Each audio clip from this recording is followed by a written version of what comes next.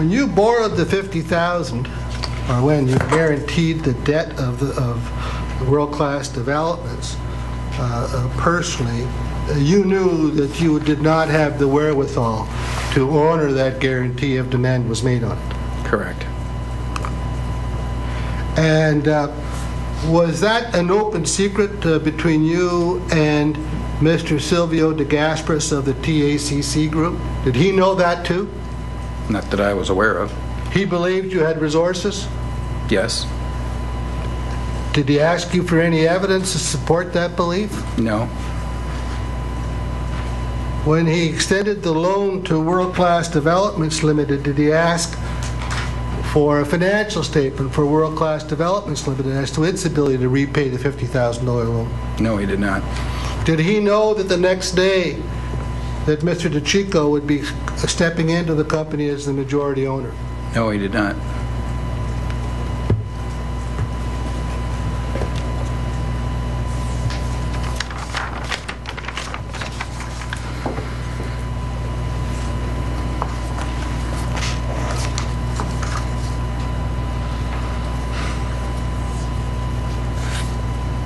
Just a moment, sir. I may have just one more question. I'll sit down for today.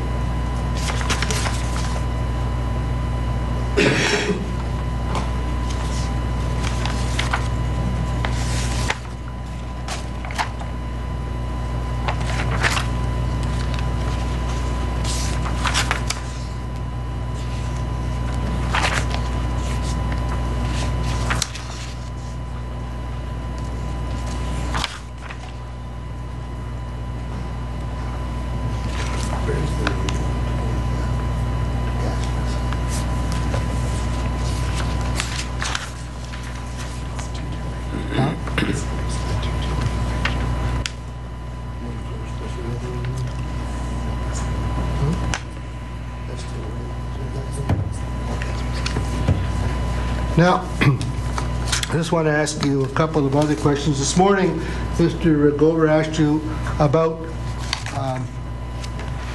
licensing difficulties you had in maintaining your registration as a real estate agent in the province of Ontario.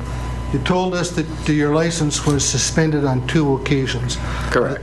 Correct? Yes. The first was because of a failure to comply with the continuing education requirements. How long was your license suspended for on that occasion?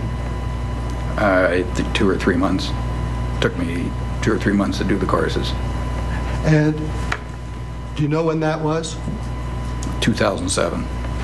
And then the next year, was it 2008 that your license was suspended for non-payment of the insurance? No, it was 2009. 2009. And how long was your license suspended on that occasion for? From September till January. Or March. Sorry, March. So that's a longer suspension. Correct. 6 months or so. Whatever. And on either occasion, was your employment as an agent terminated by the brokerage company for whom you worked? Terminated? I couldn't work. Was your relationship as an agent with the broker terminated on either of those 2 occasions? Not that I was aware of, no. Did you go back to work for the same brokerage firm after the 6-month suspension? Yes. And who was that? Stormont Associates. And that's who you'd been working for before? Yes. And on the first occasion, when there was the shorter suspension, who had you been employed with at that? I believe I was with Royal LePage.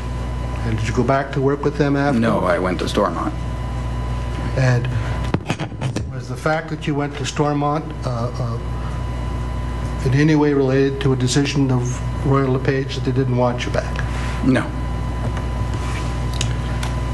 I have more questions in the morning.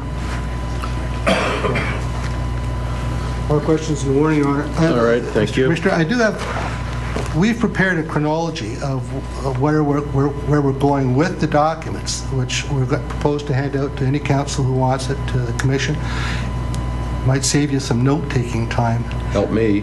And Anybody object to that? All right. all right. So we'll hand it up to you Tomorrow will be fine. tomorrow. Now, Mr. Gover wishes to address you. Yes, Mr. Gover. Yes. Thank you, Mr. Commissioner. And Mr. Commissioner, I do have submissions concerning the scope of questioning by the city's council. And let me elaborate on that very briefly.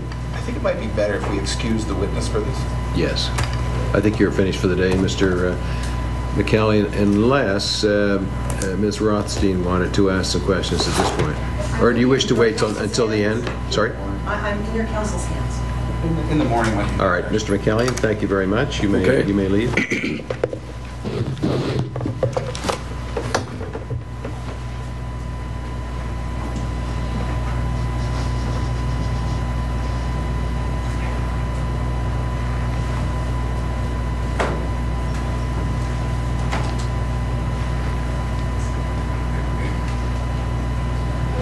All right, Mr. Gover. Thank you, Mr. Commissioner. I'm aware of the hour, and I will be brief. Of course, Mr. Lax acts for the corporation of the city of Mississauga, and he's allowed to ask questions in this inquiry to the extent of the interest of the corporation of the city of Mississauga. Your rules reflect that, of course, and I'm referring to Rule 32 Sub B, which provides that people with standing will have an opportunity to cross-examine the witness to the extent of their interest. Now, in my submission, we need to be mindful, although I've given some latitude to Mr. Lax thus far, to the question of how a municipality's interest is implicated or could be implicated in an inquiry such as this. And clearly, if its conduct or the conduct of one of its elected officials or non-elected officials has been called into question by a witness, or the appropriateness of its process in some respect is called into question, then its interest is engaged. When we consider the process of a public inquiry, of course, the Commissioner and Commission Counsel are required to ensure the fairness of what is, after all, an inquisitorial process. And of course, we're guided by comments such as Mr. Justice Corey's comment in the Creever Commission, and also Justice Binney in Consortium Developments, which was a case dealing with a municipal public inquiry. And that, of course, has implications for how the Commissioner conducts the inquiry, and it's accepted that Commission Counsel's role is as the guardian of the public interest. Now, unlike most public inquiries, this particular one has an obvious political dimension. We know that a divided council has passed the resolution creating it. However, once created, an inquiry under the Municipal Act is like any other public inquiry. The city, though, I recognize, is undoubtedly an important party. But its council must not usurp the role of commission counsel, and counsel for the municipality is constrained to examine witnesses to the extent of its interest, as Rule 32 provides. Now, in my submission, what you've just heard about what was disclosed to Mr. de Gasperis, or what may have been disclosed to him or may not have been disclosed to him, and about employment arrangements as a real estate agent in those periods in question, rightly causes one to question whether this is an example of cross-examining the witness to the extent of the city's interest. And in my submission, we must take into account that, well, questions such as this may have been properly within the ambit of Commission Counsel. Commission Counsel chose not to ask those questions. And now for Mr. Lax to ask them in my submission really amounts to assuming a role that is not contemplated in our law. And really, Mr. Lax has now sought to assume the role of a special prosecutor. He is not the Kenneth Starr of this case, and in my submission ought to be precluded from asking questions which do not fall within the ambit of Rule 32 Sub B, which, after all, reflect our law.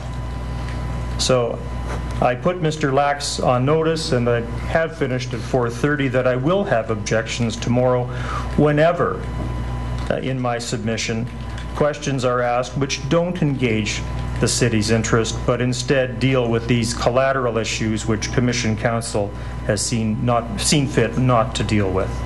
Thank you for hearing me out on that, Mr. Thank you, Mr. Commissioner. Stover. Rather than ask Mr. Lax or Commission Council to respond now, I think what we'll do is hear any argument in the event that you object to any line of questioning that Mr. Lax decides to pursue, and I'll hear from Mr. Lax and perhaps from Commission Council at that time.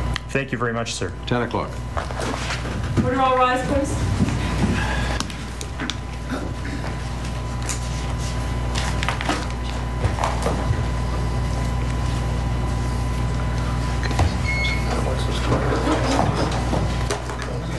Private stance adjourned for the day.